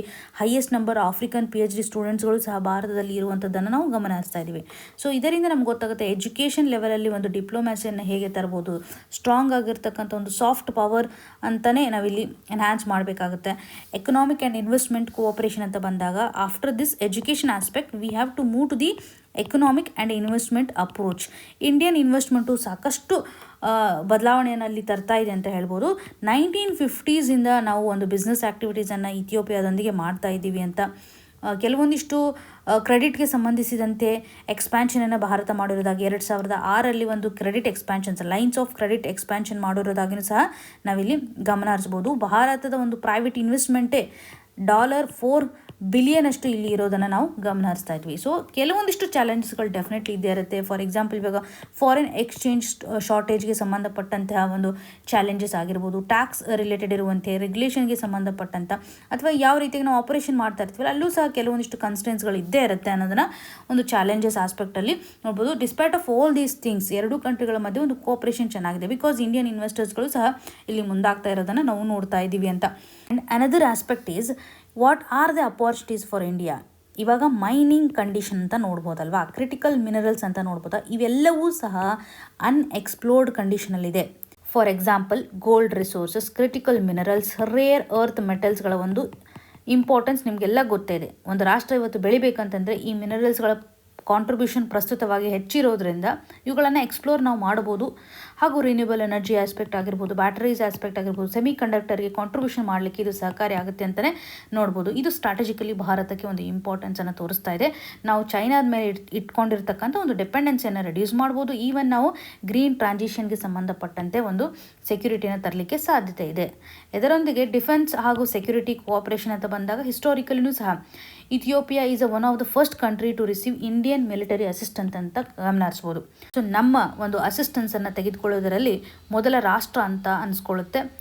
ಇವಾಗ ಪ್ರಸ್ತುತವಾಗಿ ಕಾಂಟೆಂಪ್ರರಿ ರಿಲೆವೆನ್ಸ್ ಅಂತ ನೋಡೋದಾದರೆ ಮಾಡರ್ನ್ ಲೆವೆಲಲ್ಲಿ ಮಿಲಿಟರಿ ನೀಡ್ಸನ್ನು ಫುಲ್ಫಿಲ್ ಮಾಡೋದರಲ್ಲಿ ಭಾರತ ಸಪೋರ್ಟನ್ನು ತೆಗೆದುಕೊಳ್ತಾ ಇದೆ. ಭಾರತನೂ ಸಹ ಕಾಸ್ಟ್ ಎಫೆಕ್ಟಿವ್ ಆಗಿರುವಂಥ ಒಂದು ಆಫರನ್ನು ಕೊಡ್ತಾ ಇದೆ. ಕೆಪಾಸಿಟಿ ಬಿಲ್ಡಿಂಗ್ ಆಗಿರ್ಬೋದು, ಟ್ರೈನಿಂಗನ್ನು ಪ್ರೊವೈಡ್ ಮಾಡುವಂಥ ಸಂದರ್ಭದಲ್ಲಿ ಕೆಲವೊಂದಿಷ್ಟು ಕಾಂಪ್ಯಾಕ್ಟ್ ಟೆಸ್ಟ್ಗಳನ್ನು ಮಾಡೋದರಲ್ಲಿ ಡಿಫೆನ್ಸ್ಗೆ ಸಂಬಂಧಪಟ್ಟಂತೆಯೂ ಸಹ ಕೋಆಪರೇಷನ್ ನಡೀತಾ ಇದೆ. ಭಾರತದ ಒಂದು ಆಫರನ್ನು ನಾವಿಲ್ಲಿ ಗಮನಿಸ್ಬೋದು. ಸೊ ಇವಾಗ ಒಂದು ಗ್ಲೋಬಲ್ ಲೆವೆಲಲ್ಲಿರುವಂಥ ಅಲೈನ್ಮೆಂಟ್ ಆಗಿರ್ಬೋದು ಅಥವಾ ಮಲ್ಟಿ ಲ್ಯಾಟ್ರಲ್ ಗ್ರೂಪಿಂಗ್ಗೆ ಸಂಬಂಧಪಟ್ಟಂತೆ ನೋಡುವಂಥದ್ದಾದರೆ ಬ್ರಿಕ್ಸ್ ರಿಲೇಟೆಡ್ ಇರುವಂತೆ ಒಂದು ಆಸ್ಪೆಕ್ಟನ್ನು ಸಹ ಆಥರ್ ಅವರು ಇಲ್ಲಿ ಎಂಫಸಿಸ್ ಮಾಡ್ತಾ ಇದ್ದಾರೆ. ಇಥಿಯೋಪಿಯಾ ಇವತ್ತು ಬ್ರಿಕ್ಸ್ಗೆ ಎಂಟ್ರ್ ಆಗ್ತಾ ಇರೋದ್ರಿಂದ ಸೌತ್ ಆ್ಯಂಡ್ ಸೌತ್ ಕೋಆಪರೇಷನ್ನ ಒಂದು ಅಪಾರ್ಚುನಿಟಿ ಇಲ್ಲಿ ಕ್ರಿಯೇಟ್ ಆಗುತ್ತೆ. ಪೊಲಿಟಿಕಲ್ ಲೆವೆಲಲ್ಲಿ ಒಂದು ಕನ್ವರ್ಜೆನ್ಸ್ ಕ್ರಿಯೇಟ್ ಆಗುತ್ತೆ. ಸೊ ಭಾರತನೂ ಸಹ ಇದರಿಂದ ಕಲಿಬೋದು ಅಥವಾ ನಮ್ಮಿಂದನೂ ಸಹ ಅವ್ರಿಗೆ ಬೇಕಾಗಿರ್ತಕ್ಕಂಥ ಒಂದು ಸಪೋರ್ಟ್ ಸಿಕ್ಕುತ್ತೆ. ಒಂದು ಪ್ಲ್ಯಾಟ್ಫಾರ್ಮನ್ನು ಇದು ಕ್ರಿಯೇಟ್ ಮಾಡುತ್ತೆ, ಕೋಆಪರೇಷನನ್ನು ಎನ್ಹ್ಯಾನ್ಸ್ ಮಾಡುತ್ತೆ ಅಂತಲೇ ಹೇಳ್ಬೋದು. ಸೊ ಇಂಡಿಯಾ ಇವತ್ತು ಸಕ್ಸಸ್ಫುಲಿ ಒಂದು ಇನ್ವೆಸ್ಟ್ಮೆಂಟ್ ಮಾಡೆಲ್ಸನ್ನು ಶೋಕೇಸ್ ಮಾಡ್ಬೋದು. ಆಫ್ರಿಕನ್ ಮಾರ್ಕೆಟನ್ನು ನಾವು ಎಕ್ಸೆಸ್ ಮಾಡ್ಕೊಳ್ಳಿಕ್ಕೆ ಇದು ಸಹಕಾರಿ ಆಗುತ್ತೆ ಅಂತಲೇ ಹೇಳ್ಬೋದು. ಸೊ ಈ ಒಂದು ಹಂತದಲ್ಲಿ ಕೆಲವೊಂದಿಷ್ಟು ಅಪ್ಡೇಷನ್ಸನ್ನು ಸಹ ಮಾಡಬೇಕು ಅಂತ. ಫಾರ್ ಎಕ್ಸಾಂಪಲ್ ಇವಾಗ ಡಬಲ್ ಟ್ಯಾಕ್ಸೇಷನ್ ಅವಾಯ್ಡೆನ್ಸ್ ಅಗ್ರಿಮೆಂಟ್ಸ್ ಅಂತ ಇರುತ್ತೆ. ಅಂದರೆ ಯಾವುದೇ ರೀತಿಯಾಗಿ ನಾವು ಟ್ಯಾಕ್ಸ್ ಹಾಕುವಾಗ ಡಬಲ್ ಟೈಮ್ ಆಗಬಾರ್ದು. ಒಂದೇ ಒಂದು ಆಸ್ಪೆಕ್ಟ್ನ ಆಧಾರದ ಮೇಲೆ ಎಲ್ಲಿ ಒರಿಜಿನ್ ಆಗಿರುತ್ತೆ ಅಥವಾ ಎಲ್ಲಿ ಡೆಸ್ಟಿನೇಷನ್ ಆಗಿರುತ್ತೆ ಅದರ ಆಧಾರದ ಮೇಲೆ ಒಂದೇ ಒಂದು ಟ್ಯಾಕ್ಸೇಷನ್ ಸಿಸ್ಟಮನ್ನು ನಾವು ಟ್ರೇಡ್ ಮಾಡುವಂಥ ಸಂದರ್ಭದಲ್ಲಿ ಯೂಸ್ ಮಾಡಬೇಕು ಅನ್ನೋಂಥದ್ದಾಗಿರ್ಬೋದು.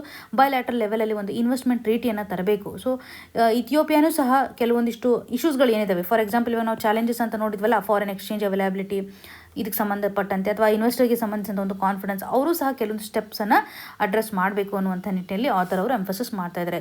ಇದು ನಮಗೆ ಸಹಕಾರಿಯಾಗುವಂಥ ಇನಿಷಿಯೇಟಿವೇ ಇದೆ. ಆದರೆ ಚಾಲೆಂಜಸನ್ನು ನಾವಿಲ್ಲಿ ಫೇಸ್ ಮಾಡಲೇಬೇಕು. ಪೊಲಿಟಿಕಲ್ ಕಮಿಟ್ಮೆಂಟ್ಸ್ಗಳು ಏನಿರುತ್ತೆ ಅಥವಾ ಅಲ್ಲಿ ಒಂದು ರೀಜನಲ್ ಸ್ಟೆಬಿಲಿಟಿ ಆಧಾರದ ಮೇಲೆ ಸ್ಟ್ರಾಟಜಿಕ್ ಅಲೈನ್ಮೆಂಟನ್ನು ಸಹ ನಾವಿಲ್ಲಿ ತರಬೇಕಾಗುತ್ತೆ. ಕೆಲವೊಂದಿಷ್ಟು ಟಾರ್ಗೆಟೆಡ್ ಆಗಿರ್ತಕ್ಕಂಥ ರಿಫಾರ್ಮ್ಸನ್ನು ತರಬೇಕು ಅಂತ. ಸೊ ಭಾರತದೊಂದು ವಿಷನ್ ಆಫ್ರಿಕಾದಲ್ಲಿರುವಂತಹ ಈ ಒಂದು ಇಂಪಾರ್ಟೆಂಟ್ ಕಂಟ್ರಿ ಇಥಿಯೋಪಿಯಾ ಹೇಗೆ ಒಂದು ಪಾರ್ಟ್ನರ್ ಆಗುತ್ತೆ. ನಾವು ಜನರಲಿ ಆಫ್ರಿಕಾದೊಂದಿಗೆ ಕಂಪ್ಲೀಟಾಗಿ ಒಂದು ಪಾರ್ಟ್ನರ್ಶಿಪ್ಪನ್ನು ಎನ್ಹಾನ್ಸ್ ಮಾಡಬೇಕು ಅಂತ ಇದೆ. ಇದೊಂದು ಪ್ಲೇ ಗ್ರೌಂಡ್ ಆಗಿ ನಮಗೆ ಹೆಲ್ಪ್ ಆಗ್ಬೋದು ಅನ್ನುವಂಥ ಒಂದು ಡೈಮೆನ್ಷನನ್ನು ಇಲ್ಲಿ ಎಂಫಸಿಸ್ ಮಾಡ್ತಾ ಇದ್ದಾರೆ. ಇನ್ನು ಮುಂದಿನದಾಗಿ an anomaly, the centre must make burnt area estimates of stubble public. ಈ ಒಂದು ಇಶ್ಯೂ ನಮಗೆ GS ಪೇಪರ್ 3 ನಡೆಯಲ್ಲಿ ಪೊಲ್ಯೂಷನ್ ಆಸ್ಪೆಕ್ಟಲ್ಲಿ ಬಹುಮುಖ್ಯವಾಗಿ ಸಹಕಾರಿ ಆಗುತ್ತೆ. ಇಲ್ಲಿ ಇರುವಂಥ ಒಂದು ಸೆಂಟ್ರಲ್ ಆರ್ಗ್ಯುಮೆಂಟ್ ಅಂತಂದರೆ ಸೆಂಟ್ರಲ್ ಗೌರ್ಮೆಂಟ್ ಇವಾಗ ರೀಸೆಂಟ್ಲಿ 90% ಸ್ಟಬಲ್ ಬರ್ನಿಂಗ್ ರಿಡಕ್ಷನ್ ಆಗಿದೆ ಪಂಜಾಬ್ ಹಾಗೂ ಹರಿಯಾಣ ಏರಿಯಾದಲ್ಲಿ ಅಂತ ಮೆನ್ಷನ್ ಮಾಡಿದ್ದಾರೆ. ಬಟ್ ಇಟ್ ಈಸ್ ಮಿಸ್ಲೀಡಿಂಗ್ ಅಂತ ಹೇಳ್ತಾ ಇದ್ದಾರೆ. ಬಿಕಾಸ್ ನಾವು ಈ ಸ್ಟಬಲ್ ಬರ್ನಿಂಗನ್ನು ಕೌಂಟ್ ಮಾಡುವಂಥ ಸಂದರ್ಭದಲ್ಲಿ ಎಲ್ಲಿ ಬೆಂಕಿ ಹತ್ತಿರುತ್ತೆ, ಎಲ್ಲಿ ಫೈರ್ ಆ್ಯಕ್ಟಿವಿಟೀಸ್ಗಳು ನಡೀತಾ ಇರುತ್ತೆ, ಅದರಲ್ಲೂ ಈ ಒಂದು ಅಗ್ರಿಕಲ್ಚರ್ ರಿಲೇಟೆಡ್ ಇರುವಂಥ ಸ್ಟಬಲ್ಗೆ ಸಂಬಂಧಪಟ್ಟಂತೆ ಸೊ ಇವಾಗ ನಾವು ಕೌಂಟಿಂಗನ್ನು ಮಾಡ್ತೀವಿ. ಅದರ ಬದಲಾಗಿ ಆಲ್ರೆಡಿ ಬರ್ನ್ ಆಗಿರುತ್ತಲ್ಲ, ಬರ್ನ್ಟ್ ಏರಿಯಾ ಅಂತ ಏನಿರುತ್ತೆ, ಸುಟ್ಟು ಹೋಗಿರ್ತಕ್ಕಂಥ ಏರಿಯಾ ಇರುತ್ತಲ್ಲ, ಅದನ್ನು ಎಸ್ಟಿಮೇಟ್ ಮಾಡುವಂಥದ್ದು ಒಂದು ಅಕ್ಯುರೇಸಿಯನ್ನು ತೋರಿಸುತ್ತೆ. ಅಕ್ಯುರೇಟಾಗಿ ನಾವು ಕನ್ಸಿಡರ್ ಮಾಡ್ಬೋದು. ಬಿಕಾಸ್ ಈ ಒಂದು ಫೈರ್ ಕೌಂಟಿಂದ ನಾವು ಎಕ್ಸಾಕ್ಟ್ಲಿ ಹೇಳಿಕ್ಕೆ ಆಗೋದಿಲ್ಲ ಅಂತಲೇ ಗಮನ ಹರಿಸ್ತಾ ಇದ್ದಾರೆ. ಸೊ ಇಲ್ಲಿ ಒಂದು ಪಬ್ಲಿಕ್ ಟ್ರಸ್ಟನ್ನು ಎನ್ಹಾನ್ಸ್ ಮಾಡುವಂಥ ಸಂದರ್ಭದಲ್ಲಿ ಎನ್ವಿರಾನ್ಮೆಂಟ್ ಮಿನಿಸ್ಟ್ರಿ ಕೊಟ್ಟಿರುವಂತಹ ಇನ್ಫಾರ್ಮೇಷನ್ ಎಷ್ಟು ಮಟ್ಟಿಗೆ ಸರಿ ಇದೆ. ಸೊ ಇವಾಗ ನೋಡಿ 2022 ಕಂಪೇರ್ ಮಾಡಿದರೆ ಇವಾಗ 2025ರಲ್ಲಿ ಒಟ್ಟಾರೆಯಾಗಿ 90% ರಿಡಕ್ಷನ್ ಆಗಿದೆ ಅಂತ ಹೇಳ್ತಾ ಇದ್ದಾರೆ. ಈ ಸ್ಟಬಲ್ ಬರ್ನಿಂಗಿಂದ ಸಾಕಷ್ಟು ಪೊಲ್ಯೂಷನ್ಗೆ ಕಾಂಟ್ರಿಬ್ಯೂಷನನ್ನು ಮಾಡ್ತಾ ಇದೆ. ಡೆಲ್ಲಿಯಲ್ಲಿರುವಂತಹ ಈ ಒಂದು ಸ್ಥಿತಿಗತಿಗೆ ಹೈಯೆಸ್ಟ್ ಕಾಂಟ್ರಿಬ್ಯೂಟರ್ ಅಂತಲೇ ಹೇಳ್ಬೋದು.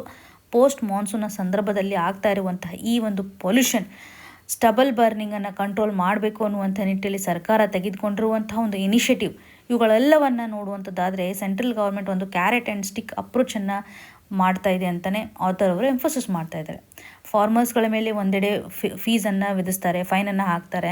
ಇನ್ನೊಂದೆಡೆ ಏನು ಮಾಡ್ತಾ ಇದ್ದಾರೆ, ಒಂದು ಮಷಿನರೀಸನ್ನು ನೀವು ಪರ್ಚೇಸ್ ಮಾಡಿ ಸಬ್ಸಿಡೀಸ್ಗೆ ಸಂಬಂಧಿಸಿ ಅಂತಲೂ ಸಹ ಫೋಕಸ್ ಮಾಡ್ತಾ ಇದ್ದಾರೆ. When it comes to the happy seeders ಆಗಿರ್ಬೋದು, ಹಾರ್ವೆಸ್ಟರ್ಸ್ಗೆ ಸಂಬಂಧಪಟ್ಟಂತೆ ಕಂಬೈನ್ ಹಾರ್ವೆಸ್ಟರ್ಸ್ ಅಂತ ಕರಿತೀವಿ. ಸೊ ಇವುಗಳಿಗೆ ಸಂಬಂಧಿಸಿದಂತೆ ಒಂದು ಮಷಿನ್ಸನ್ನು ಸಹ ಪರ್ಚೇಸ್ ಮಾಡಿ ಅಂತ ಒಂದೆಡೆ ಹೇಳ್ತಾ ಇದ್ದಾರೆ. ಇನ್ನೊಂದೆಡೆ ಫೈನನ್ನು ಹಾಕ್ತಾ ಇದ್ದಾರೆ. ಇನ್ನೊಂದೆಡೆ ಸ್ಟಬಲ್ ಬರ್ನಿಂಗನ್ನು ಕಲೆಕ್ಷನ್ ಮಾಡ್ತಕ್ಕಂಥ ಸಂದರ್ಭದಲ್ಲಿ ಇನ್ಸೆಂಟಿವ್ಸನ್ನು ಪ್ರೊವೈಡ್ ಮಾಡುವಂಥ ಹಂತದಲ್ಲಿ. ಸೊ ಇಲ್ಲಿ ಒಂದು ಪ್ರಾಬ್ಲಮ್ ಏನಿದೆ ಅಂತಂದರೆ, ನಾವು ಫೈರ್ ಕೌಂಟನ್ನು ಮಾಡುವಂತಹ ಸ್ಥಿತಿಗತಿಗಳನ್ನು ನೋಡಿದಾಗ ಒಂದು ಡಿಫೆಕ್ಟ್ ಕಂಡೀಷನನ್ನು ತೋರುತ್ತೆ. ಸ್ಯಾಟಲೈಟ್ನ ಆಧಾರದ ಮೇಲೆ ನಾವು ಐಡೆಂಟಿಫೈ ಮಾಡಿದರೆ ಎಕ್ಸಾಕ್ಟ್ಲಿ ನಿಮ್ಗೆ ಹೇಳಲಿಕ್ಕೆ ಆಗೋದಿಲ್ಲ, ಬಟ್ ಕಂಪ್ಲೀಟಾಗಿ ಬರ್ನ್ ಆಗಿರುವಂಥ ಒಂದು ಏರಿಯಾವನ್ನು ನೋಡಿದಾಗ ಅಕ್ಯುರೆಸಿ ಬರುತ್ತೆ ಅಂತ ಎಡಿಟೋರಿಯಲಲ್ಲಿ ಹೈಲೈಟ್ ಮಾಡ್ತಾ ಇದ್ದಾರೆ.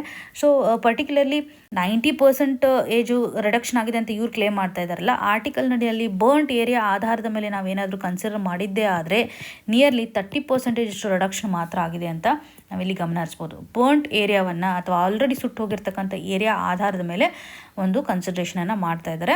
ಸೊ ಸ್ಯಾಟಲೈಟ್ನ ಒಂದು ಬ್ಲೈಂಡ್ ಸ್ಪಾಟನ್ನು ಸಹ ನಾವಿಲ್ಲಿ ಕೌಂಟ್ ಮಾಡಬೇಕಾಗತ್ತೆ. ಫಾರ್ ಎಕ್ಸಾಂಪಲ್ ಇವಾಗ ನೋಡಿ, ಫಾರ್ಮರ್ಸ್ಗಳು ಬರ್ನಿಂಗ್ ಮಾಡ್ತಕ್ಕಂಥ ಒಂದು ಟೈಮನ್ನು ಶಿಫ್ಟ್ ಮಾಡುವಂಥ ಸಾಧ್ಯತೆ ಇರುತ್ತಲ್ವ, ಈವ್ನಿಂಗ್ ಬರ್ನ್ ಮಾಡ್ತಾರೆ. ಸೊ ಬರ್ನಿಂಗ್ ಏನಿರುತ್ತೆ ಅಥವಾ ಫೈರ್ ಯಾವಾಗ ಹತ್ತಿರುತ್ತಲ್ಲ ಆ ಒಂದು ಟೈಮ್ ನಾವೇನು 24/7 ಆಧಾರದ ಮೇಲೆ ಇಲ್ಲಿ ಕನ್ಸಿಡರ್ ಮಾಡೋದಿಲ್ಲ.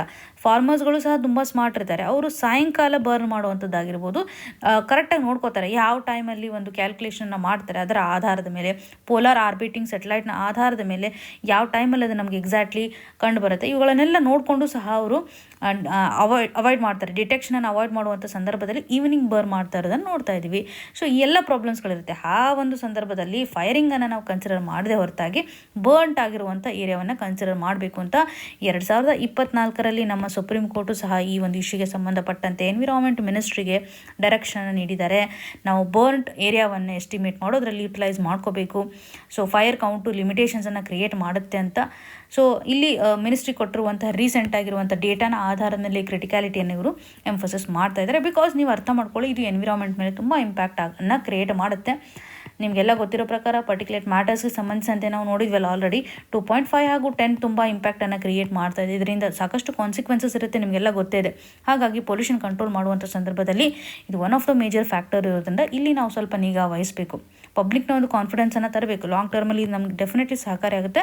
ಸೊ ಈ ಒಂದು ಸೀಸನ್ ಏನಿದೆಯಲ್ಲ ಹೈಯೆಸ್ಟ್ ಪೊಲ್ಯೂಷನನ್ನು ಕ್ರಿಯೇಟ್ ಮಾಡ್ತಾ ಇದೆ. ಹೆಲ್ತ್ ಮೇಲೂ ಸಹ ಸಾಕಷ್ಟು ಇಂಪ್ಯಾಕ್ಟನ್ನು ಮಾಡ್ತಾ ಇದೆ. ಇಲ್ಲಿ ಸ್ಟಬಲ್ ಬರ್ನಿಂಗನ್ನು ನಾವು ಕಂಟ್ರೋಲ್ ಮಾಡಬೇಕು. ಫೆಸ್ಟಿವಲ್ ರಿಲೇಟೆಡ್ ಇರುವಂತಹ ಎಮಿಷನ್ಸನ್ನು ರೆಡ್ಯೂಸ್ ಮಾಡಬೇಕು. ವೆಹಿಕ್ಯುಲರ್ ಎಮಿಷನ್ಸ್, ಕನ್ಸ್ಟ್ರಕ್ಷನ್ಗೆ ಸಂಬಂಧಪಟ್ಟಂತೆ. ಬಿಕಾಸ್ ನಮ್ಮ ಒಂದು ಡೆಲ್ಲಿ ರೀಜನ್ ಏನಿಲ್ಲ ತುಂಬ ಥ್ರೆಟ್ಟಲ್ಲಿ ಇರೋದ್ರಿಂದ ಪರ್ಟಿಕ್ಯುಲರ್ಲಿ ಒಂದು ಪಾಲಿಸಿ ಲೆವೆಲಲ್ಲಿ ಬದಲಾವಣೆಯನ್ನು ಮಾಡಬೇಕು ಅಂತ. ಸೊ ಎಸ್ಟಿಮೇಷನ್ ರಾಂಗ್ ಇದೆ ಅನ್ನುವಂಥ ಒಂದು ಡೈಮೆನ್ಷನನ್ನು ಇಲ್ಲಿ ಎಂಫೋಸಿಸ್ ಮಾಡ್ತಾ ಇದ್ದಾರೆ. ಸೊ ಅಪ್ರೋಚ್ನ ಆಧಾರದ ಮೇಲೆ ನಾವು ಆಲ್ರೆಡಿ ನೋಡಿದ್ವಿ. ಇವಾಗ ಪರ್ಟಿಕ್ಯುಲರ್ಲಿ ಒಂದು ಫಾರ್ಮರ್ ಸೆಂಟ್ರಿಕ್ ಸೊಲ್ಯೂಷನ್ಸನ್ನು ತರೋದು ತುಂಬ ಇಂಪಾರ್ಟೆಂಟ್ ಆಗುತ್ತೆ ಅನ್ನುವಂಥ ಕೆಲವೊಂದಿಷ್ಟು ಆಸ್ಪೆಕ್ಟ್ಸನ್ನು ಸಹ ಇಲ್ಲಿ ಎಂಫೋಸಿಸ್ ಮಾಡ್ತಾ ಇದ್ದಾರೆ. ಸ್ಟ್ಯಾಟಿಕ್ಸ್ನ ಆಧಾರದ ಮೇಲೆ ಏನಿದೆ ಎನ್ವಿರಾನ್ಮೆಂಟಲಿ ಒಂದು ಮಿಸ್ಲೀಡಿಂಗ್ ಕಂಡೀಷನನ್ನು ಇದು ಕ್ರಿಯೇಟ್ ಮಾಡ್ತಾ ಇದೆ. 90% ಆಗಿರ್ಬೋದು ಅಥವಾ 30% ಇವೆರಡುಗಳ ಡಿಫ್ರೆನ್ಸನ್ನು ಇಲ್ಲಿ ಐಡೆಂಟಿಫೈ ಮಾಡಿ. ಸೊ ಇದರ ಆಧಾರದ ಮೇಲೆ ಸುಟ್ಟು ಹೋಗಿರ್ತಕ್ಕಂಥ ಏರಿಯಾವನ್ನು ನಾವು ಕನ್ಸಿಡ್ರೇಷನ್ ಮಾಡಬೇಕು. ಮಿಸ್ಲೀಡಿಂಗ್ ಆಗಬಾರ್ದು ಒಂದು ಡೇಟಾ ಅಂತ ಗಮನ ಹರಿಸಬೇಕಾಗುತ್ತೆ. ಸೊ ಇವತ್ತು ಡಿಸ್ಕಸ್ ಮಾಡಿರುವಂಥ ಆರ್ಟಿಕಲ್ಸ್ಗಳು ನಿಮಗೆ ನೀಟಾಗಿ ಅರ್ಥ ಆಗಿದೆ ಅಂತ ಭಾವಿಸ್ತಾ ಇದ್ದೀನಿ. ನಿಮ್ಗೇನೇ ಕನ್ಸರ್ನ್ ಇದ್ರೂ ಸಹ ಕಮೆಂಟ್ನ ಮುಖಾಂತರ ತಿಳಿಸಿಕೊಡಿ ಅಂತ ಹೇಳ್ತಾ ಆಲ್ ದ ವೆರಿ ಬೆಸ್ಟ್. ಧನ್ಯವಾದಗಳು.